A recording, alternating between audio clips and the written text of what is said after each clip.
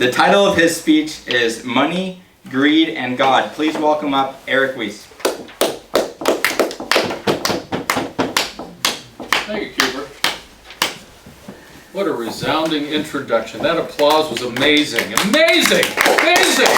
Amazing applause. Get your golf ball. Ronald Reagan once said that socialism only works in two places: heaven, which doesn't need it, and hell, which already has it.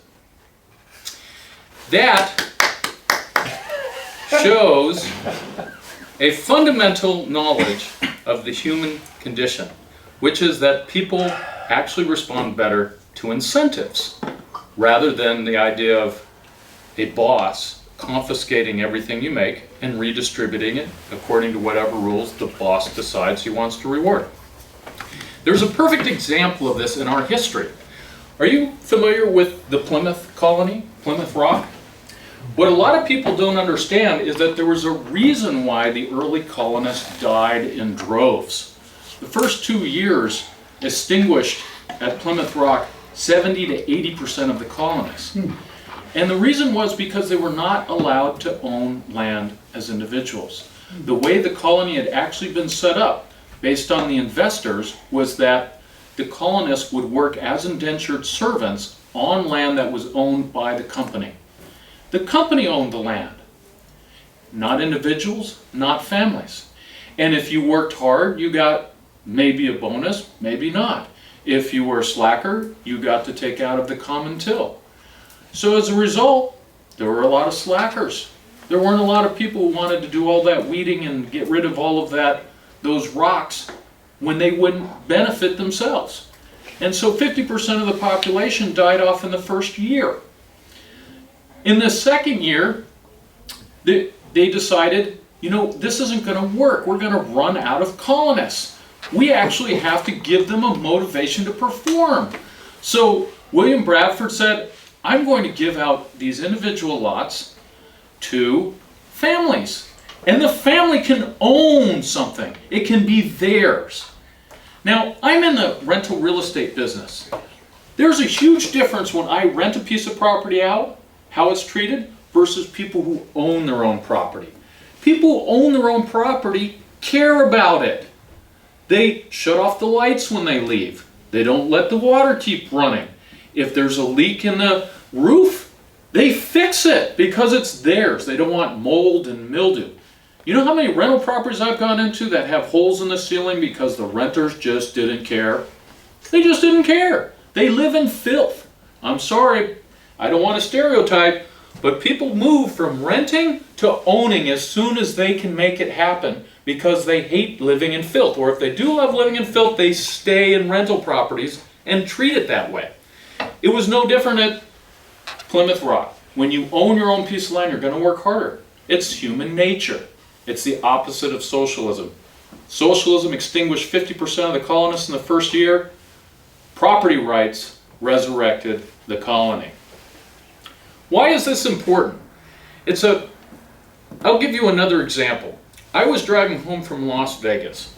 Have you guys ever seen Close Encounters of the Third Kind where the aliens come down? And they come down on that mountain that's had like the top cut off. And everyone who gets this vision of the aliens all starts meandering towards that mountain in order to get to the mountain with the top cut off so that they can meet these aliens. They don't know why they're going there. They just eventually figure out they're meeting the aliens.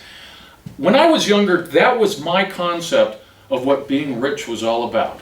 I would have my own mountain, not with aliens on it. No aliens at all. Just me and my family, and I would have my own tennis courts, I'd have my own swimming pool, I'd have my own armed guards if anyone could manage to get up the mountain. I'd have everything under the sun, a shooting range. I'd have some butchers and bakers and candlestick makers to do nothing but sell me everything that they had right then and there, very convenient. But you know what? As I got older, I realized I could get all of those things without having to buy my own mountain. All I had to do was move into San Diego into a city environment. And everybody else would go and support the local bowling alley when I wasn't using it. And whenever I wanted to use it, I could just go down and use it for a very inexpensive price. And whenever I wanted to play tennis, I wouldn't have to harpoon or lampoon one of my own kids to go play with me, there'd be somebody else who'd be signing up on a sheet saying, I don't have any friends either, please come play with me. And if I wanted to go swimming, there's a pool, and it's not filled with algae. And I didn't have to pay $100,000 to make sure it wasn't filled with algae. I only had to pay $70 a month as part of my condo fee. You get all the benefits of living in a community without the huge expense, as long as you decide that capitalism isn't a zero-sum game where you steal a portion of all of the benefits and hoard them all to yourself. That's what Ebenezer Scrooge did. That's why nobody likes Ebenezer Scrooge. That's why we make fun of him every Christmas. He was a miser and a hoarder. He didn't get out and have relationships with other people. He didn't trust other people. He didn't trust them enough to understand the relationships that actually benefit you as a capitalist in our economy. All of us get to be rich, far richer than the 99% of the rest of the world that lives in true poverty. Other people, and I've seen other people because I've gone down and visited our friends, unfortunately, in third world countries like Mexico. And when you go on a nice cruise ship, like it was mentioned in one of these earlier, in the earlier presentation, you go from an environment of rich people who own a lot and trust each other. And generally they still lock the doors behind themselves, but if they leave their camera, for a minute outside their door, they're not rushing out to check it every 10 seconds. There is an element of trust, there is a community, and that community benefits everybody. Then you step off the cruise ship into hell. You see socialism in action. It's not socialism down in our democratic society of Mexico, but it is basically run by drug lords. It's a kleptocracy. And you see how awful it is with their concept of wealth. Their concept of wealth is the people who get in power down in Mexico have been stolen from their entire lives, and when they get into power, it is their time to steal from others. And with that type of mentality, the rest of society ends up poor. You've all seen huge amounts of government aid that we send out to all these societies. Does it help? Does most of that money go to invest in banks? Does it go to invest in infrastructure? Does it go to increase literacy? No. 50% of it gets paid to a consultant or a broker who then funnels it back up into a Swiss bank account that's owned by the kleptocrat who's in charge of that third world nation. And some of the money gets paid back to whoever gave them the money. Right now we have Obama, President Obama, ex-President Obama just sold $420 million worth of military gear to the Kenyans on his last day in office. $420 million. However, what he sold only cost $220 million.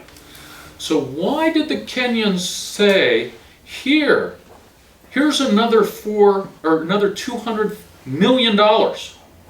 Well, you have to follow the money. The money didn't go to the U.S. Treasury. It went to a third-party broker who is brokering the deal. The Congress is now trying to investigate why $200 million extra got paid to President Obama's broker during this transaction and where it might end up. However, it's interesting to notice that also in the news recently, President Obama came out and said that his presidential library is going to cost $1.5 billion. So, is there a connection with the $1.5 billion and the missing $200 million? We'll find out. But to be fair, President Bush had a $300 million library. $300 Who paid the $300 million? Now, I mean, inflation's gone on a little bit. It's really not fair that Obama, who is like 1/5 as good as President Bush, has a library 5 times more expensive. But it's unfortunately the same principle in action. If you can get other people to pay money to you when you're in power and it gets funneled to your library, it seems corrupt. Whether it's done by George Bush or it's done 5 times worse by President Obama. We will find out. But that inaction, which we can still afford because our society is so rich, these other poor societies cannot. These other poor societies have so much corruption it overwhelms any of the positive benefits that are currently happening in those societies. So, I have a question for you. I started this off by talking about how you can get all these benefits by being with other people. But I want to ask you, what does this represent? What does this represent? This is a piece of paper. John, what does this represent to you? It's a promise to be worth $20. It doesn't mean that it's $20, but it's a promise to be worth $20. Yes. Bruce, what is this worth to you? What do you think of this when you look at this? What is this to you? Well, it's money the way that our government defines it. We don't have gold, bars of gold, we just have paper money. Right. This is utterly useless, except that everybody, well, most everybody, thinks it's worth $20 worth of whatever it is that they want to buy. Right. If we had hyperinflation like some of these other countries, this would not buy you $20 worth of goods. It might only buy you $10 worth of goods. This represents faith. Faith in your fellow countrymen to give you $20 worth of stuff in exchange for this. Whether it's $20 worth of Kiefer's services, or $20 worth of marshmallows that you buy from Bruce, or $20 worth of teaching that Eric gives you. It's the faith of other human beings, the relationship that you have with others that makes this valuable. If you don't have that trust in your fellow man, you don't accept this for your goods and services. You barter. You want to give a chicken for whatever, for my real estate services, and if they can't give enough chickens, then I dole it out over a course of a year. This allows capitalism to function. What are property rights? Property rights, you might say, mean it's my property. Who says it's your property? Who says it's your property? The recorder's office has a record of it. Down at the recorder's office, there's a legal deed. It outlines the exact dimensions. It taxes you on that. It's in our government's best interest to keep track of every square inch of property in all of America so it can tax it, because that is how it pays its bills. But also, that would be worthless if other people didn't respect your property rights. They can't just take it away from you by saying you're a squatter. No, you've got a title insurance. Title insurance says, I bought this property legally from this person who bought it legally from that person, all the way back to whenever they actually took these records. That gives you safety in your property. We have the courts that protect your property rights. The government can only take 1 to 2% of the value of your property every year in the form of taxes. We passed a law that said that you can't tax anything more than that. We also have the fire department there to protect our property from being burned down. If they don't get there in time, we have the insurance company that makes sure to reimburse us if it burns down and the fire department can get there fast enough. We have the police department, which does their best when they're doing their job to prevent our house from being taken over by arsonists or loots or being looted. All of our property rights are defined by the relationship that we have with all of these other institutions and how they all work together. And when you look at some of the poor societies around the world, those relationships are not working. The police department is corrupt and only goes to the places that give them a nice little tip. The fire department in ancient Rome never worked except for Crassus, because Crassus was the only one who formed the fire department. The whole concept of a fire sale came about at that time when Crassus would come up to somebody before their house was about ready to be extinguished by a raging fire, offer them 10 cents on the dollar. They didn't own any fire department resources. They didn't have a water brigade, and they'd say, fine, here's my house. And then he, who had devoted all this money and time and energy into organizing his own fire brigade, put out the fire and ended up with an asset worth 10 times what he paid for it. You know where the adjective crass comes from? All the people who were angry at fire sales because Crassus was so crass as to steal their property after probably setting some of the fires that he then benefited from. Our society functions today because we don't allow that to happen.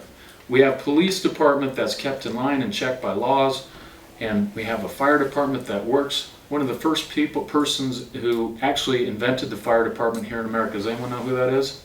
Franklin. Franklin. Benjamin Franklin in Philadelphia. he decided he didn't want Crassus to come and buy his house for 10 cents on the dollar, so he organized a voluntary fire department in Philadelphia that became the model for all other fire departments. We have that working here. We also have banks.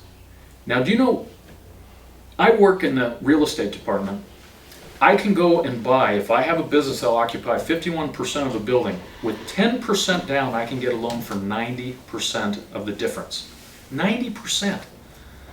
You can't go get a 90% loan anywhere else in the world. They don't have title insurance, they don't have property records, they don't have all the other institutions, they don't have a way to foreclose. And as a result, you have to put 30 or 40 or 50% down. Here in America, you can get away with as little as 10% because of that network of trust. And because the banks are allowed to foreclose. We went through a pretty horrible period in the last 4 or 5 years where banks were having to foreclose. A lot of people lost their houses. A lot of people came close to losing their houses. But if you say, well, let's have mercy on those who aren't paying their bills, let's prevent them from being foreclosed on, the net result is the banks who have a contract with those individuals say, the risk just skyrocketed. I'm not going to be able to get this property back in time to fix it. That leak that's in the roof that isn't being taken care of, the guy who hasn't paid his bills for the last 6 months is going to get worse and worse and worse. The algae that's growing in the pool is going to get worse, worse, and worse. If I can't get it back and start salvaging that asset, the value is going to keep going down. And as a result, they stopped making loans. They stopped making loans because they weren't sure they'd be able to foreclose. And if they couldn't foreclose, they couldn't sell the property. They couldn't get their money back, and they couldn't lend again. So we have to be careful about unintended consequences, because when we unfairly weigh the scale, when we put our finger on the balance and say, oh, those big bad banks don't deserve the extra money they're making, who ends up being hurt? The bankers just go work for somebody else. They get fired because they did a lousy job. The bank ends up going back to the United States taxpayer. The United States taxpayer pays it to a banker who's slightly better at his job than the one that just got fired, and that guy ends up getting a raise. But who ends up suffering? All the people who don't get loans during the 2 or 3 year shakedown process, and all the people who are the taxpayers who have to pay the money to buy that poor bank and give it to somebody else. So I've talked about a way that the economy works. It's fairly complicated. But the thing you have to remember is faith in each other works wonders. Faith in each other, honoring contracts, honoring property, building each other up, living in a community with trust, and making ourselves worthy of that trust. These are the things that help all of us to get richer. These are the things that make all of us have access to all the recreational opportunities we want, the pools, the tennis courts. We have access to better schools. And what's neat about that is no one in this society is untouchable. No one is in a class where they're forced to be in the bottom half or the bottom third like they might be over in India. India has classes. Anyone who's born in the cremation business is stuck as an untouchable for life. And as a result, their economy suffers. The British people used to have classes. You're either a nobleman or you were a non-nobleman, one of the working class. And it was very, very tough to move out of the working class and into the nobleman society. One of the reasons we're rich is we don't have those rigid types of classes. And here's another thing I've discovered in real estate. They used to have deeds that said no black person could live here, no Jewish person could live here, no handicapped person. You could put whatever you want into a deed. All those are now illegal. They've made those illegal. You can't segregate a neighborhood and say, oh, you're undesirable simply because of your faith or simply because of the color of your skin. Can't do it. America has a society that's mobile. People aren't born here and stay here poor unless they choose to make decisions that keep them poor. Like watching TV all the time or using drugs or deciding not to show up to work. That tends to keep you a little bit poor. But for those of us who actually work hard, who stay and get a good education, who decide maybe to go to college or even get a PhD, statistically they're going to make a lot more money. So make the good choices. Be with other people who make you into better people. Fellow Toastmaster.